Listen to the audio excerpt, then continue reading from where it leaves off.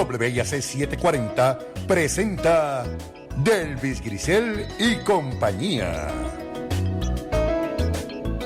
Muy buenos días, soy Delvis Grisel Ortiz. Les doy la bienvenida a esta edición de Delvis Grisel y compañía.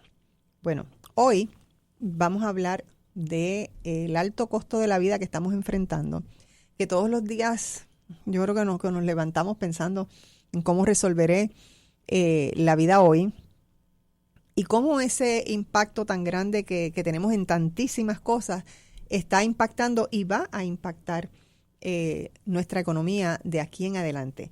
Y para eso pues voy a tener, de hecho, tenemos en la primera plana de primera hora de ayer, primera plana, la economía jamaquea aguánica. O sea que son tantos y tantos los frentes que la verdad que nosotros somos más que resilientes en trabajar con todo esto. Pero como se trata del alto costo de la vida y cómo impacta la economía, ¿quién mejor para conversar sobre esto que José Alameda, Marta Quiñones Domínguez, y por ahí también está don Iván Elías, el esposo de Marta, que también nos ayuda muchísimo en esta conversación. Así que le doy los buenos días a ambos. Hola, Alameda. ¿Me Hola, escuchas? ¿cómo estás? Ahora sí. Es que de momento no te escuché y no Sí,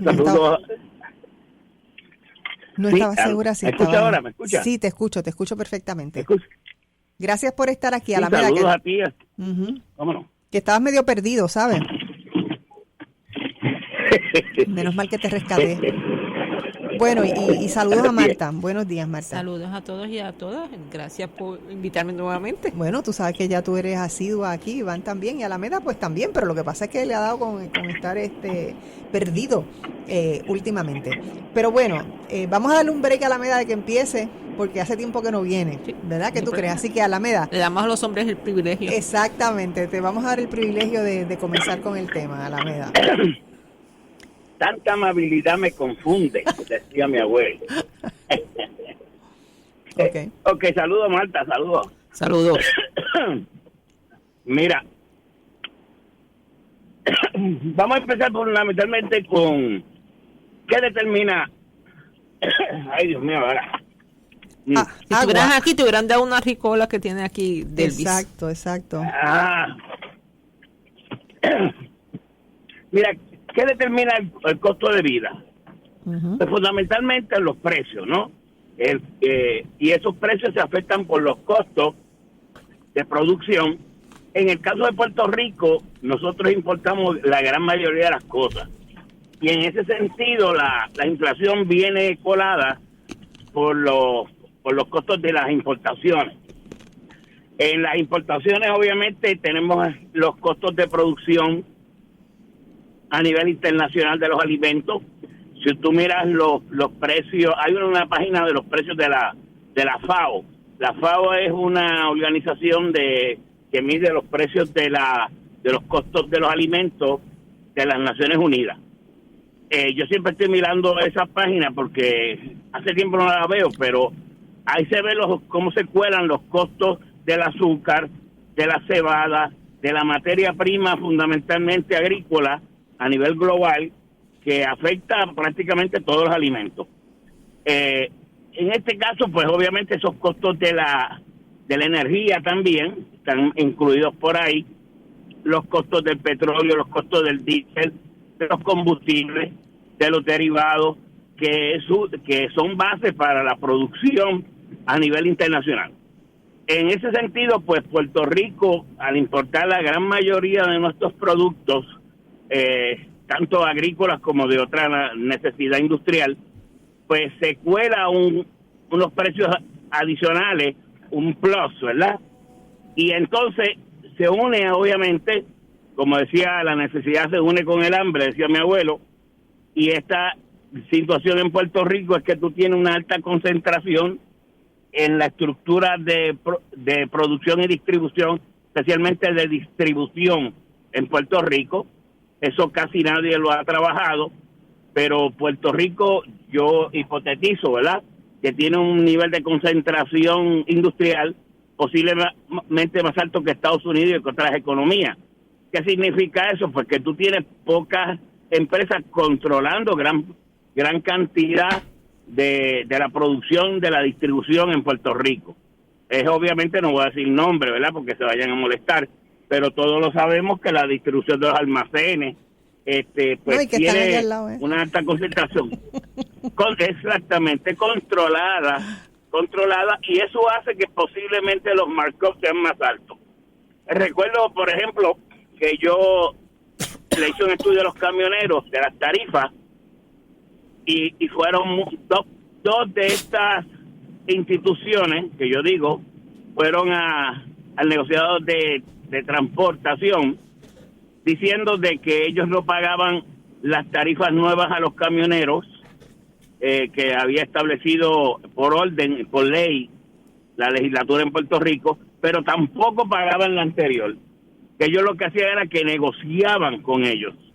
O sea, ven acá, yo te pago a ti tanto. Negociar para ellos era que te llamaba a ti, Delvis, tú tienes un camión, sí, pues mira, yo no te pago 10 por hora, yo te pago 3 por hora. No, entonces pues Delvis tenía que cogerlo porque para comer y darle comida a sus hijos, pues tenía que cogerlo. Así a ese nivel lo dijo esa persona. Y yo dije, pero esta persona está loca, lo que está diciendo que esto es una colusión, que esto es un oligopolio. En ese sentido ya tú ves que nuestra estructura de producción, primero porque importamos gran parte de esa producción internacional, los costos de la energía. Entonces la estructura interna es una estructura de oligopolios y monopolios. En ese sentido, pues los precios podrían ser más elevados aquí. Claro, hay que añadirle a esto también los costos de transportación marítima, como las leyes de cabotaje. Recientemente sale un estudio de Miguel Jiménez y de Otto Hilberry, profesores de Purdue. Manuel Jiménez estuvo con nosotros en Mayagüez haciendo una conferencia. Él es colombiano, pero al ser especialista en comercio internacional, hizo una tesis sobre las leyes de cabotaje en Puerto Rico. Él dice y llega a la conclusión de que pagamos un surcharge, ¿verdad? Por encima de 1.400 millones anuales. Obviamente que nos sale más caro importar esos productos porque la marina mercante es más cara. Así que visto este panorama, es obvio que posiblemente Puerto Rico tenga una estructura de precios posiblemente más alta. El costo de vida en Puerto Rico sea alto, más alto que muchos otros lugares. Así que esa es la base aquí que podemos decir. Uh-huh. Y que lo estamos viendo, ¿no? Es algo que estamos viendo algo que estamos viviendo hace rato, ¿no? Correcto, ¿sabes? Marta.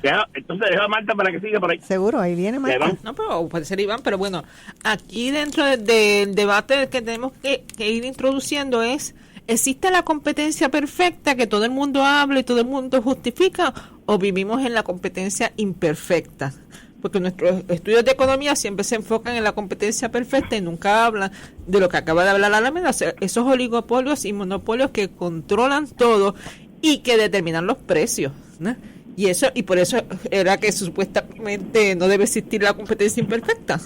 Entonces ahí es que el poder del Estado para corregir esas deficiencias. Pero en Puerto Rico no tenemos eso. O sea, el Estado cedió todas sus facultades al mercado y no necesariamente está corrigiendo esto.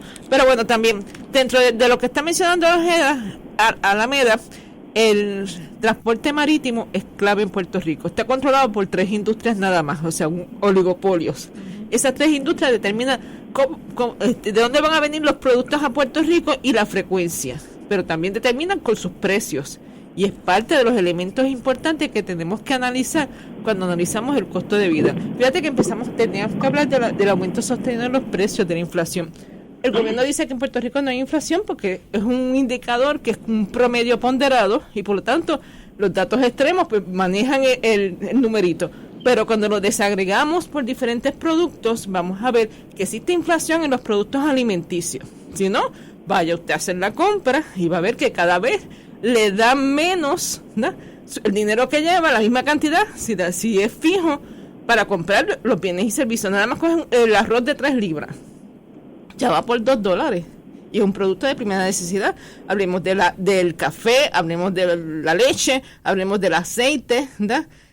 bien es necesario ir, lógicamente todo el mundo está comprando las habichuelas en lata porque ya es casi imposible tener el proceso de ablandar las habichuelas, porque con el costo de energía eléctrica y con la falta de frecuencia en que tenemos energía eléctrica, también nos dan otros costos adicionales. Cada vez que tú haces compras, se puede perder tu compra debido a que te dejan sin energía eléctrica. Y como eso no es algo que uno sepa cuándo va a suceder, exacto, eso es como que hoy decidimos que te van a dejar sin energía eléctrica en esta área, y a lo mejor estás trabajando, cuando llegas tienes los productos dañados, ¿verdad? Pues parte del debate también tiene que ver con ese otro elemento, que es los costos de energía eléctrica. Y que entonces es un doble cargo para la gente, porque ¿cuántos lleva este año? 7 aumentos a la luz. Y entonces 8, porque ya se 8, aumentó. O sea, porque ya se hizo otro. 8 aumentos a la luz. Pero entonces, si tú me dijeras que son 8 aumentos a la luz y eso es lo único que tú vas a asumir, pero no, entonces se te daña la compra, entonces se te dañan los equipos. O sea, que dentro de la cosa que es energía eléctrica, se suman todo eso y eso se va a convertir en un alto costo de vida mayor. Entonces nos vemos a los empresarios luchando en contra de ese aumento en la luz. Lo vemos diciendo, ay, el aumento del salario mínimo. Y lógicamente eso le afecta, pero le afecta más el tener que estar buscando generadores, buscando alternativas para tener prendido su negocio, o en el caso del sur de la isla, como acabas de mencionar, de Guánica, ¿verdad? Que no Guánica no está sin luz, pero los otros, ¿verdad? Que están sin energía eléctrica desde hace un mes. Santa Isabel, sí. ¿Verdad? Desde hace un mes. ¿Qué hace un empresario ahí? Pues tiene que pelear contra Luma, tiene que unirse a la lucha en contra de Luma, porque se le dañó todo su inventario. Posiblemente cuando prenda las máquinas están dañadas. Y ahora tampoco, el seguro que supuestamente tenía energía eléctrica para esos enseres, Luma parece que no lo paga porque no quiere pagar a los enseres, ni a los seres, ni a los individuos en sus casas, unidades familiares, ni a los comerciantes. Entonces se van sumando elementos que atentan contra la economía de Puerto Rico. Entonces aquí se pretende vivir del turismo, pero eso no es todo lo que maneja la economía. La manufactura es un gran sector de la economía, pero estos bajones de energía eléctrica van a hacer que muchas de estas industrias decidan no establecerse en Puerto Rico y se van para la República Dominicana. ¿Por qué? Porque los bajones también les dañan los equipos y los inventarios a esa fábrica. Además, los días perdidos de trabajo también se miden en todo esto.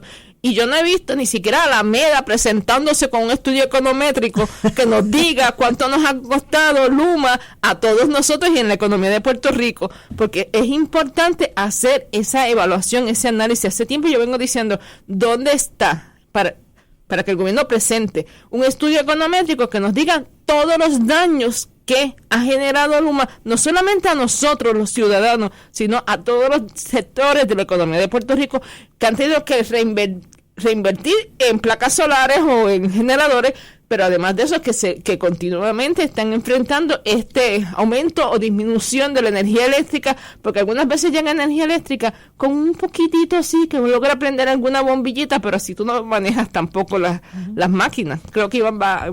Sí, yo quería destacar que el efecto que uno ve en el aumento de los precios y los impactos que tiene en la economía no son iguales para todo el mundo. Es verdad que tenemos empresas grandes que controlan unos mercados y esos mercados son de oligopolio. Hay otros mercados donde empresas pequeñas puertorriqueñas participan. Ese es más que un oligopolio, se parece más a la competencia monopolística. ¿Qué ocurre con el aumento en los precios?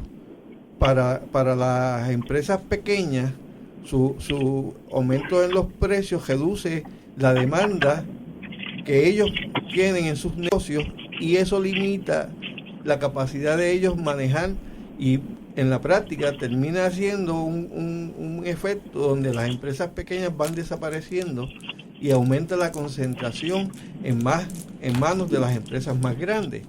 Eso lo que hace, lo que decía Marta ahorita, tenemos en realidad son mercados de competencia imperfecta, y eso en la práctica lo que hace es afectar la capacidad de los puertorriqueños, de las empresas puertorriqueñas de sobrevivir. Uh-huh.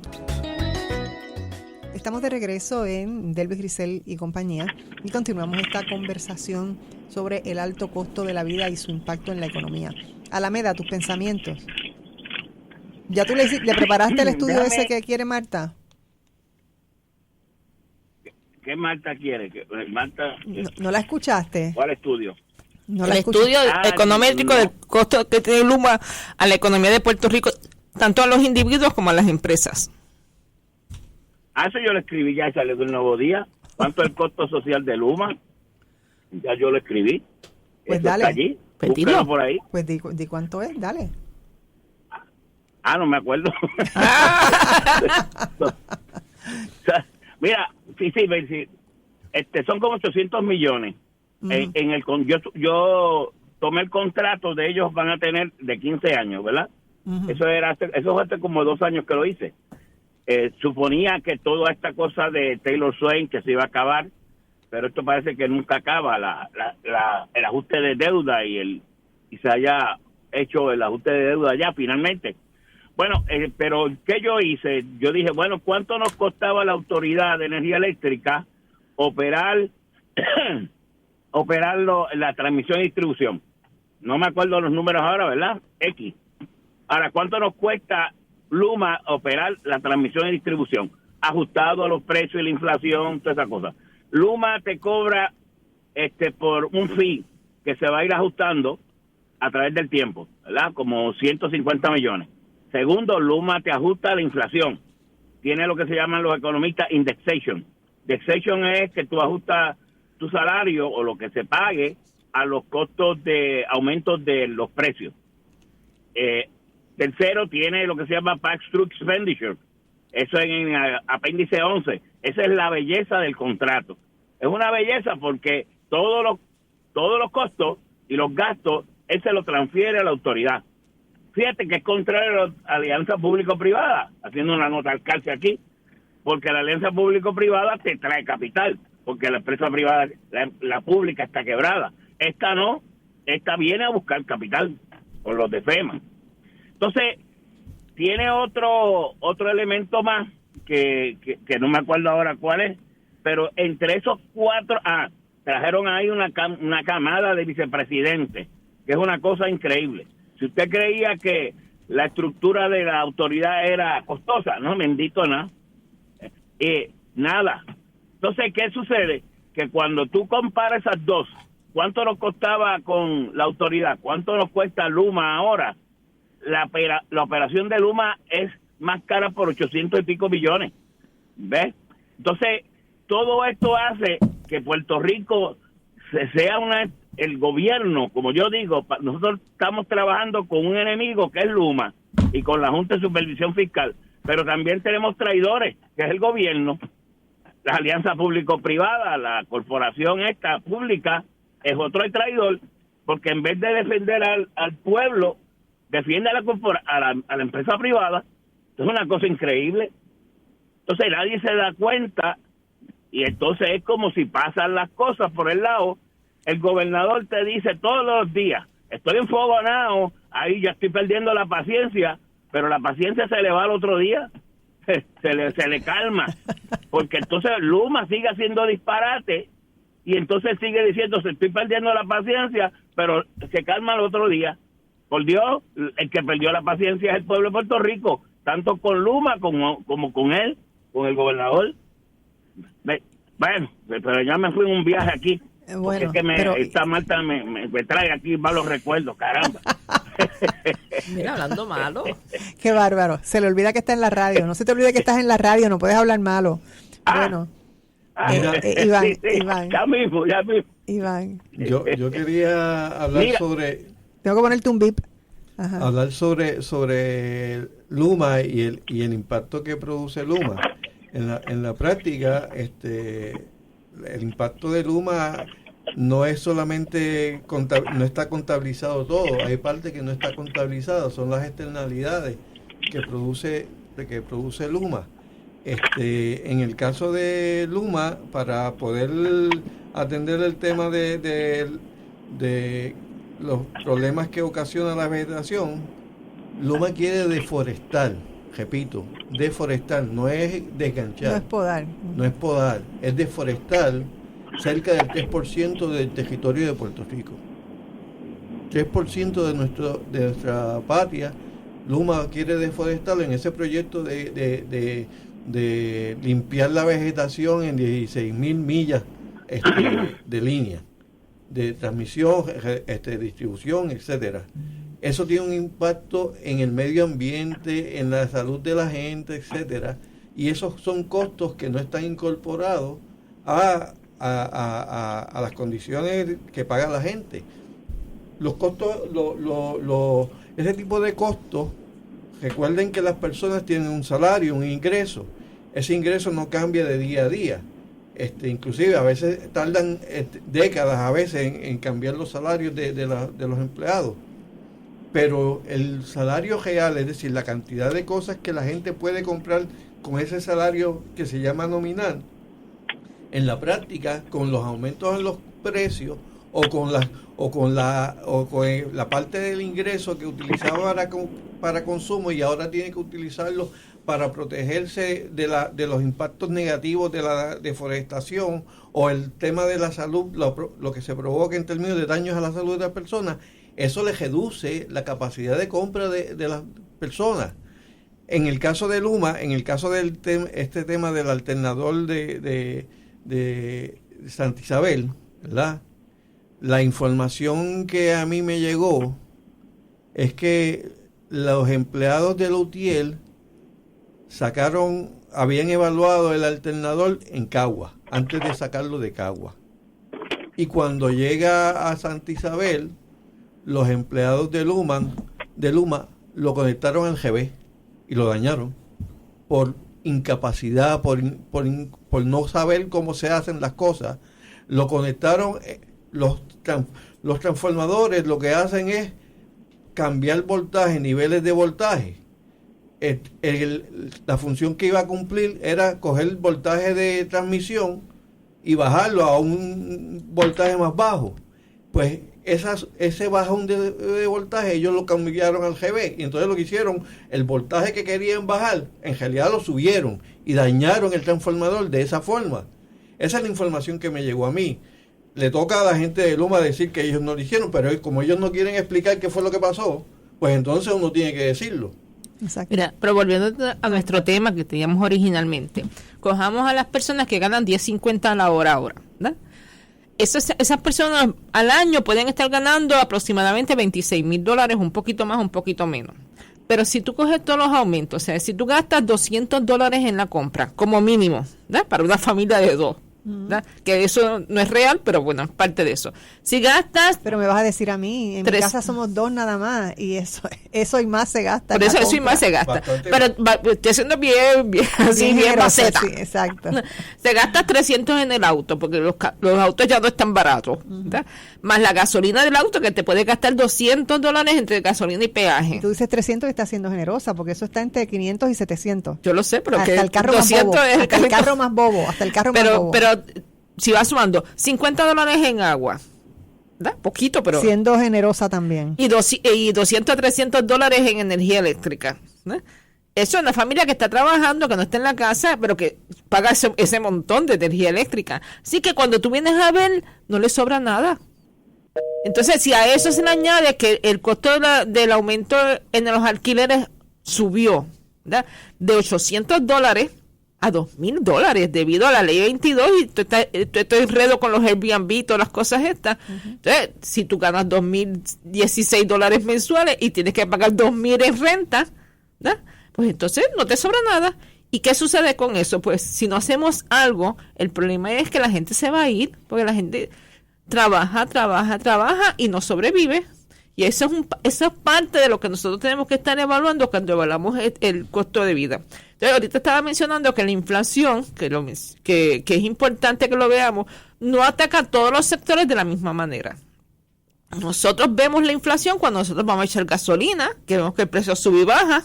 Nosotros vemos la inflación cuando vamos a hacer compras, que vemos que sube y baja, pero también cuando vamos a los fast food, hasta eso está caro en Puerto Rico. Está terriblemente caro. Por eso, entonces, lo que tú comprabas antes con $10, ya no te dan los $10. Entonces, es parte de las cosas que uno tiene que repensar en Puerto Rico. Y a eso tú le añades que le dices al trabajador, que no tienes hijos, pero es que no le da el dinero para tener hijos.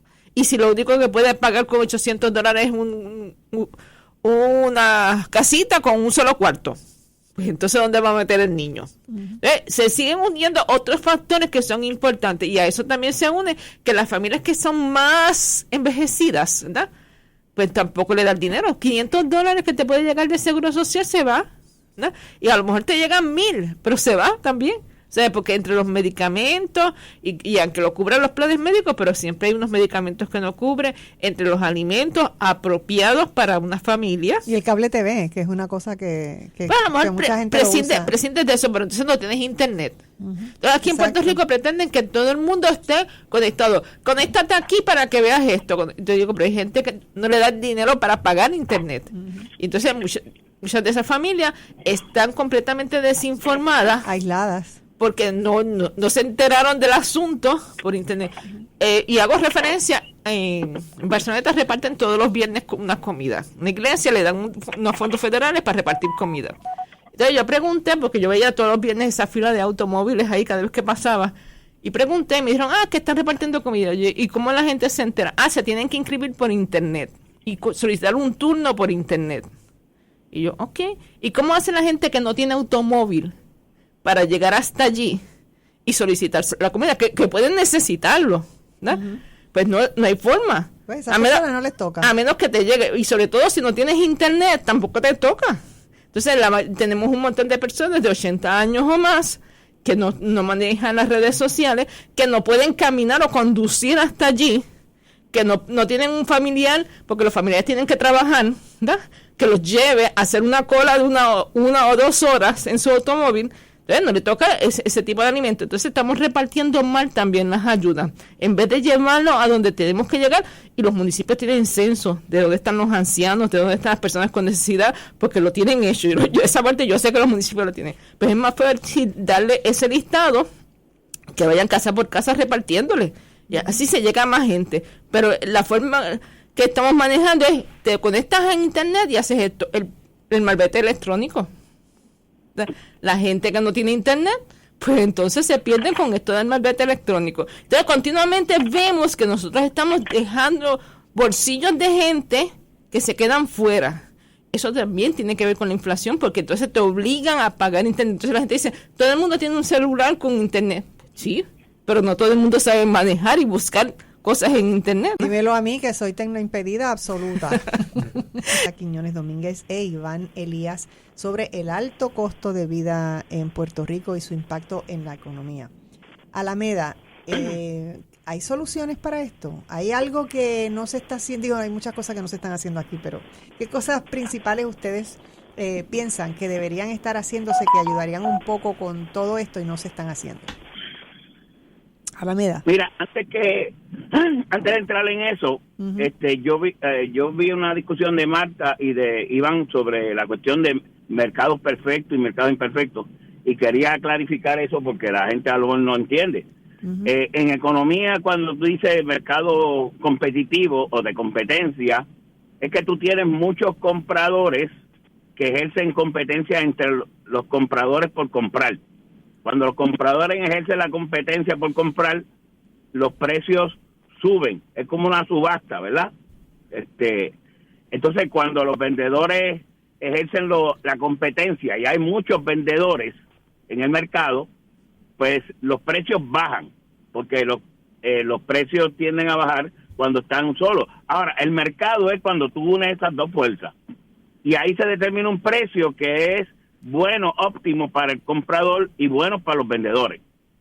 Cuando tú tienes imperfecciones como oligopolio, monopolio, tienden a tener la capacidad para establecer, primero, los precios, segundo, la producción, ¿verdad? Limitas la producción. Tercero, tú limitas también la entrada y salida, y eso hace que se haga más difícil de que otros entren y que obviamente tú tengas el control de la producción, de los precios, de la distribución, cuando en el caso particular tú no lo produces pero lo distribuyes, que es lo que pasa en Puerto Rico. Obviamente con esa estructura que nosotros tenemos de competencia, es sumamente difícil tú tratar de bajar precios, porque los precios, muchos de ellos son importados, porque los marcos de esa estructura de monopolio, el de margen de ganancia, markup, no va a bajar, y entonces lo que tenemos es que mitigar el daño a través de los impuestos indirectos, los arbitrios, el famoso sales tax o IBU también, como nosotros tenemos, que tratan de mitigar, obviamente de reducir. Si tú eliminaras, eso no obviamente no tiene nada que ver con la inflación, porque la inflación lo determinan los precios que compraste, pero por lo menos si estás comprando un precio caro y logras eliminar el impacto al consumidor de un surcharge, ¿verdad?, por encima, que es el sales tax, pues eso ayudaría en cierta medida a mitigar el daño de esa inflación. Porque repito, esta estructura de precios, y como el gobierno se supone que reglamente, regule, de alguna manera le meta mano a monopolio, pero aquí no. Aquí el gobierno lo que hace fundamentalmente, yo creo en cierta medida que por sacar uniones obreras, por sacar los pelús, como dicen por ahí, pues ellos hacen cualquier cosa porque se lo dan a la empresa privada y ahí la empresa privada hace lo que da la gana. La gente peleaba con que los de Lutier tenían salarios altos, que era una nómina millonaria. Pues mira, este servidor hizo un estudio y lo llevó allá a la jueza Taylor Swain, que de los 20 centavos de kilovatio que nosotros pagamos, la UTIER representaba centavo y medio. O sea que usted cogía los 3.400 empleados de Lutier y los botaba, pues lo más que bajaba era un chavo. Y la nómina total era aproximadamente 4 centavos de esos 20 centavos de kilovatio hora. ¿Cuál era el costo grande? Pues fundamentalmente la compra de energía y la compra de combustible. Ahí es que estaba la famosa piratería, aquella que llamaban por ahí el cartel del petróleo, que es lo que hacía que esos precios fueran altos. Así que en este sentido, esto es lo que yo creo que se puede hacer. No es mucho. Una dimensión importante también que tenemos que añadir son las medicinas. Las medicinas en Puerto Rico sigue la estructura de precios de Estados Unidos, y si tú vas a Europa o a Canadá, muchas de estas medicinas que en Canadá se compran, las mismas medicinas, las compran una cuarta, una quinta parte de lo que es el precio en los Estados Unidos, que es exactamente el mismo precio en Puerto Rico. Los cuentos de amigos que han tenido que comprar, ir a Canadá o a México o a otros lugares a comprar grandes cantidades para su abastecimiento de su condición, porque no pueden fundamentalmente costearlo aún con el plan, ¿verdad? Porque tampoco el plan no te lo financia todo. Así que imagínate toda esta vorágine de precios y la incapacidad de una economía, y como yo siempre he dicho, el gobierno actúa como un traidor para nosotros, siempre, en vez de ser al lado de nosotros, de los consumidores y de los ciudadanos que supuestamente tienen que defender. Él como que el gobierno no lo hace. Y que son los ciudadanos los que aportan el dinero. Es que el gobierno dejó su función. Que te repita de nuevo lo que dijiste. Que dije yo que es con el dinero de nosotros que trabajan. Pues claro. Entonces, eso es lo más triste. Eso es lo más triste. El problema es que vamos a tener que cambiar la forma en que hacemos economía y decirle a las personas qué se puede hacer para resolver los problemas, porque el gobierno dejó su función importante. El gobierno se supone que regula el mercado. El gobierno se supone que corrige las deficiencias del mercado. Y las deficiencias del mercado son esos oligopolios y esos monopolios, pero cada vez los está fomentando. Se supone que establezca reglamentos. Y fíjate que la función de ellos es de reglamentar. Desde que se volvieron neoliberales, dejaron de gobernar con el pueblo y para el pueblo, y ahora gobiernan para las empresas. O sea, lo que le digan las empresas. Pasa en Puerto Rico, pasa en Estados Unidos. Y para los amigos del alma. Y para la corrupción. Y es parte de ese problema que estamos viendo continuamente. Iván, tú ibas a decir algo adicional antes de entrar a las soluciones. Yo no sé si Alameda va a poner las soluciones ahora. Alameda, ¿vas a decir yo soluciones? No yo sí tengo 2. Ok, pues dale. Bueno, sacar el gobierno Pero yo puedo decir algo antes. Pues dilo. El gobierno, no todo lo que hace el gobierno lo hace mal. El problema es que se le ha ido quitando recursos y se ha ido reduciendo los empleados públicos, y por lo tanto las funciones que se supone que realicen las agencias no las pueden realizar porque las han ido estrangulando por la política neoliberal, por la política que impulsa el gobernador, el partido del gobernador, los legisladores en la legislatura, impulsan políticas neoliberales que están estrangulando al gobierno y no les permite cumplir sus funciones. Entonces, el tema que uno dice, oye, pues entonces no le paguemos contribuciones al gobierno porque no sirve. No, eso nos acaba de chaval. Lo que sí hay que hacer es pagar contribuciones, pero fiscalizar el uso de esas contribuciones. Y ahorita Alameda hablaba sobre el 6TAC, esas contribuciones indirectas, hay que reducirlas, de manera que las contribuciones sean progresivas y eliminar la regresividad en las contribuciones. Marta Okay, tiene dos soluciones, vamos a ver. Tengo varias, pero más de dos, muy bien. Son enmarcadas dentro del capitalismo que tenemos, o sea, porque hay gente que me dice, que eso no funciona en el capitalismo y que impide la libre competencia. Ya aclaramos que no existe libre competencia. Ni el neoliberalismo. Eso no existe libre competencia porque lo que existe es competencia imperfecta. Así que... Espérate un momento, Marta, porque tú me vas a dar una explicación bien grande y yo estoy cerca de la pausa. Mejor vamos a pausar ahora para yo no tener que interrumpirte. Así que pausamos y regresamos para escuchar cuáles son las opciones que propone Marta. No se vayan a ir. No se retire. En breve regresamos con más de Delvis Grisel y compañía.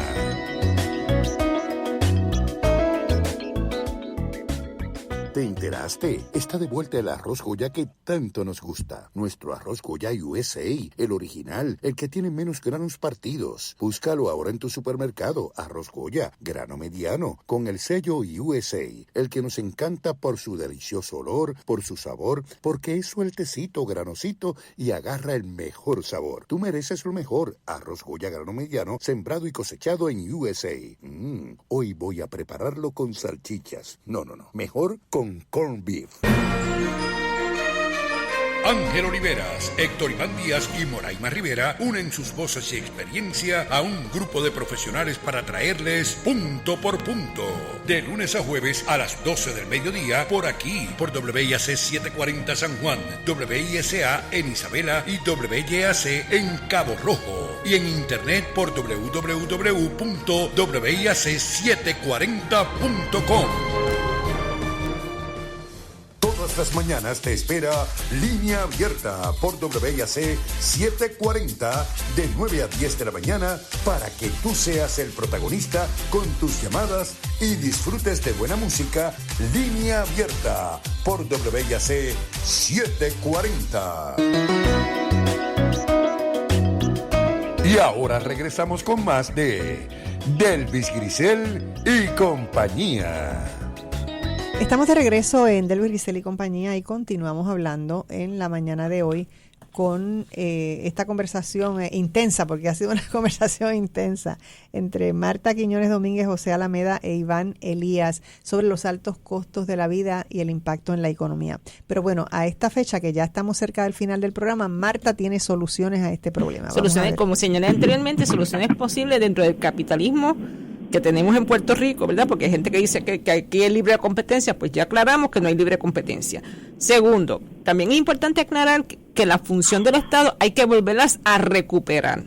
Y eso es importante porque se las han eliminado y lo que han hecho es que desvían los fondos para actos corruptos y no necesariamente para beneficio de la sociedad. Por lo tanto, tienen que recuperarla y entre esas funciones está la de reglamentar y, lógicamente, la de corregir todas las imperfecciones del mercado, ¿verdad? Que son estos oligopolios y monopolios que nos afectan y que no dejan competir libremente a los pequeños y medianos comerciantes, ¿verdad? Esa es parte de la función del Estado, no el anuncio, no defender a la ley 22 como están haciendo con los anuncios, sino defender al pueblo, es gobernar con el pueblo y para el pueblo. Además de eso, que otra de sus funciones principales es proteger a los empleados contra los abusos que se pueden dar. Ellos dicen que cuando se desreglamenta, pues se está protegiendo. No, se está dejando que la gente se precarice. Precarice significa que cada vez tú estás trabajando, no tienes plan médico, no te dan dinero, o sea, estás continuamente en pobreza y estás trabajando. O sea, fíjate que ya dejamos de hablar de los pobres, ahora los trabajadores son los pobres. Entonces, es parte de esa recuperación que se tiene que hacer. Dentro de eso también es importante el sistema contributivo, que los impuestos no caigan en los trabajadores comunes y corrientes, sino en los ricos, porque ese es el modelo que se estableció en el capitalismo para que se haga un balance donde los ricos pagan más, los pobres lógicamente reciben unas ayudas y los que están en el medio también aportan, pero no le quitas todo su salario, no le confiscas su salario, ¿verdad? Y es parte de ese proceso. Entonces, hay dos soluciones posibles. Una que existía en Puerto Rico, pero cuando Pedro Rosselló estuvo de gobernador lo eliminó, que es el tope en las rentas de las viviendas. ¿Por qué el tope en la renta de las viviendas? Porque tú tienes que adaptar las rentas de las viviendas al ingreso que tienen las personas, como señalé anteriormente. Si yo gano $2,500 y tú me obligas a pagar $2,000 de renta, pues entonces me quedé con $500 y posiblemente con menos. ¿Sabes? No podemos precarizar a las personas así, porque entonces la gente decide no trabajar y se van. Lo segundo, dentro de ese tope se tiene que adaptar también a las urbanizaciones más ricas y menos ricas, pero es importante que se aseguren viviendas para la gente. ¿Qué significa eso? Hay que hacer un balance entre las que se van a dedicar a Airbnbs y las que se van a dedicar a alquilar a las personas. Y cuando tú ya le vayas a vender vivienda a las personas a través de hipotecas, que las hipotecas consideren lo que ganan las personas, ¿verdad? Entonces, ahí empezamos a manejar, y para eso existían subsidios que se le daban a la gente para que pudieran comprar su primera vivienda. Y eso es importante si tú quieres retener a los jóvenes que están empezando a trabajar, los jóvenes profesionales en Puerto Rico. La segunda es algo que también se supone que DACO debe hacer, que es congelar los precios de los productos de primera necesidad. Lo hace simplemente cuando viene un huracán, pero se supone que tú ayudes a la gente congelando los precios para que no aumenten desmedidamente como están ahora, para que la canasta, pero eso, para que la canasta de bienes que tú tienes que comprar te dé con tu ingreso. Entonces es pensando, si yo tengo a la gente ganando $10.50 la hora, pues mis políticas públicas tienen que estar adaptadas a ese $10.50, no a los que ganan 25 la hora ni los que ganan 50 la hora, sino a lo que es la mayoría de la gente que está trabajando. Así tú retienes a los jóvenes en Puerto Rico, retienes a las personas que están trabajando, pero además estimulas entonces que se creen familias en Puerto Rico. Esa es la manera, dos políticas sencillas que actualmente tenemos en nuestras manos: recuperar la ley de vivienda asequible con una renta básica y con subsidios a alguna renta a poder comprar vivienda, y la segunda es el tope en los productos de primera necesidad. ¿Y por qué es importante? Porque eso se hace en todo el mundo. O sea, eso no se hace en todos los países capitalistas y en algunos países socialistas, pero se hace en la mayoría de los países capitalistas, y las economías que vamos a prosperar, ¿no?, y que se mantienen sin mucho desbalance, como son las economías del norte de Europa, todos tienen subsidio a la renta, subsidio a los alimentos, pero además de eso tienen topes, ¿no? Y eso es importante. Y tienen topes adicionales en lo que se puede ganar la alta gerencia versus los trabajadores. Para evitar lo que dijo Alameda de que sucede en Luma, la alta gerencia gana unos sueldazos y los empleados no necesariamente ganan eso. Tienen sistema contributivo progresivo. Sí, donde los ricos pagan más y los pobres, pues lógicamente reciben las ayudas para mantenerse en clase, en este proceso del medio, y los trabajadores se le ajustan sus impuestos para que no se sientan oprimidos por el Estado. Así que este sistema de opresión que tenemos continuamente se puede corregir si nosotros entendemos cuál es la función del Estado y cuál es la función de la economía, pero esa economía de libre empresa, no esa economía imperfecta que tenemos ahora. Alameda, tus pensamientos, que ya estamos en la última parte del programa. Bueno, fundamentalmente, una de las cosas que tú te das cuenta, el gobierno ha ido bajando, el gobierno ha ido reduciendo, o sea, su influencia. Yo he hecho varios trabajos sobre esa parte, tanto en el Producto Nacional como en el número de empleados. Pero lo que pasa cuando tú miras el presupuesto, tienen menos empleados. Antes tenía 230,000, ahora tiene 175,000, por ejemplo. Pero lo que ha sucedido es que ha trasladado a empresas privadas muchas labores, especialmente en el Departamento de Educación. Y hay muchas empresas que ganan dinero haciendo las funciones que se supone que debían hacer los empleados públicos. Y obviamente la el gobierno en Puerto Rico ha seguido esa visión, como dice Marta y Iván, la visión esa neoliberal de reglamentar o de tratar de privatizar o en alianzas público-privadas mal hechas, como es Luma, ¿verdad? Porque yo siempre, Luma no es una alianza público-privada, Luma es un mal contrato. Y eso hace que obviamente el efecto del gobierno, en vez de ser uno efectivo reglamentando y regulando, pues sea todo lo contrario. Un aspecto importante que yo creo es que hay que recordar, obviamente, que de dónde es que deriva las contribuciones, y no contribuciones de impuestos, sino contribuciones fundamentalmente a las campañas políticas, son de las empresas privadas. Y ahora con el PAC y los super PAC, ya tú ves un super PAC ahí que se llama Democracia y Prosperidad o algo así por el estilo, que dice: yo le doy a los que están conmigo y le vamos al dinero a los que están conmigo, pero la visión es genérica, dice prosperidad, ¿verdad? Entonces, esos que están con esas personas, esos candidatos que van a recibir fondos quizás o algún tipo de ayuda de este pago super PAC, pues obviamente se comprometen, aunque no lo quieran decir, con la visión esa neoliberal y puede ser peligroso. A mí no me gusta ese tipo de propuestas, porque no creo que ayude mucho a lo que nosotros vivimos en Puerto Rico. Así que lo dejamos ahí para que sigan ustedes hablando. Iván. Yo quería decir yo quería señalar que a fin de cuentas estamos hablando de correcciones del sistema político puertorriqueño, de los procesos electorales en el que se eligen gobernantes, legisladores, representantes, etcétera, alcaldes. Todos tienen que ver de alguna forma con la política pública del país. Lo que estamos planteando es que hay que forzar cambios en la política pública, en las cosas, en la forma en que se están haciendo las cosas, que desde hace 4 décadas con el proceso, con la llegada del neoliberalismo a Puerto Rico, nos hemos ido degradando nuestras condiciones de vida y la economía misma ha estado sufriendo. Los procesos electorales tienen una función en la sociedad.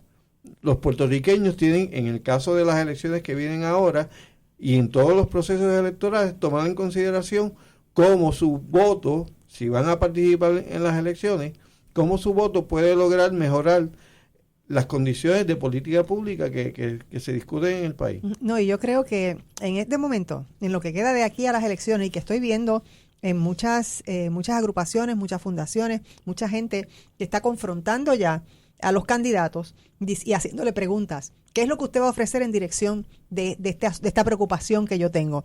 Y yo creo que esa es una participación democrática importante para nuestros próximos comicios eleccionarios.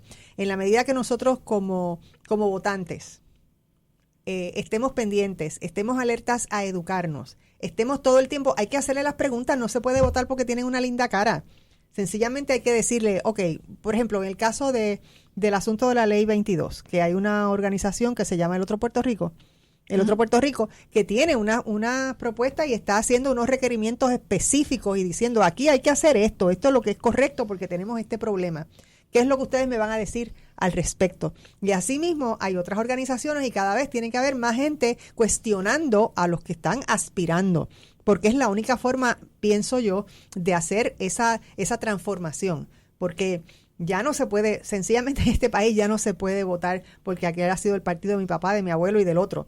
Aquí hay que ver realmente cuáles son los mejores candidatos, con qué se comprometen y además tenerle bien claro a todos estos candidatos cuáles son las preocupaciones de los puertorriqueños y las puertorriqueñas y qué es lo que queremos que resuelvan cuando lleguen a la gobernación. Eso es lo que me parece. También es importante, y lo mencionó ahorita la meda por encima, hay unas empresas que son clientes del gobierno. ¿Qué significa clientes del gobierno? Es una especie de corrupción, o sea, yo te auspicio y tú me das los contratos a mí. Esas empresas realmente en el capitalismo de libre empresa no funcionan. Porque si tú crees en la libre empresa, porque lo oigo diciendo, la libre empresa, y digo, pues tú eres un inútil, porque no funciona, porque necesitas de que el gobierno te dé contrato y estás apoyando a este candidato para que te dé el contrato. No pudiste competir libremente en el mercado. Entonces, es importante que la gente empiece a entender todos estos embelecos. También es importante votar y no estar pendiente a que te den contratos, ¿verdad? Como persona. O sea, yo te ayudo a paquinar si tú me das trabajo, ¿verdad? Esa no es la función, ¿verdad? Es importante evaluar todos esos políticos y estar buscando alternativas. Pero además de eso, tenemos que el debate de atraer empresas extranjeras o crear nuestras propias empresas. Cuando tú creas tus propias empresas, ¿verdad? Cuando el gobierno te ayuda en la creación de empresas, no el anuncio ese que está por ahí, pero cuando lo hace de verdad, te protege como empresario pequeño, pero además amplía la base económica de Puerto Rico, aumentando esa competencia y ayudas a que la gente se quede en Puerto Rico porque vas a tener más empleo. Seguro, empleos más dignos y empleos de aquí. Y por último, cuando tú te quejas del salario mínimo, ¿por qué no le dices al gobierno, por qué no me das el subsidio a mí en vez de dárselo a las grandes corporaciones que vienen aquí? A mí como pequeño comerciante, dame el subsidio, al fin y al cabo son nuestros impuestos también, en vez de irse para extranjeros, se quedan aquí en Puerto Rico y siguen moviendo la rueda de la economía. Porque ese es el problema, que los de aquí son obstaculizados de principio a fin. El que quiere montar un negocio pequeño, la cantidad de obstáculos que tiene que... Me queda más que un minuto. Iván. Básicamente lo que planteo es que hay que pensar cómo se va a votar en las próximas elecciones. Definitivo. Bueno, amigos, se me ha terminado el tiempo. Muchísimas gracias a Alameda, que está desde Mayagüez. Cariños a mi pueblo, Alameda. Sí, igualmente, aquí se los doy a todo el mundo. Tienes que venir un día para acá, o si no, un día nosotros te vamos a ir a visitar. Muchas gracias, Marta. Pues como no, a la orden siempre. Sí, porque aquí en 9:30 está en Mayagüez. Exacto, en Cabo Rojo. Estamos cerquita allí. Bueno, y a ustedes, amigos, muchísimas gracias por escucharnos. Que tengan un día maravilloso y que todo lo bueno les persiga.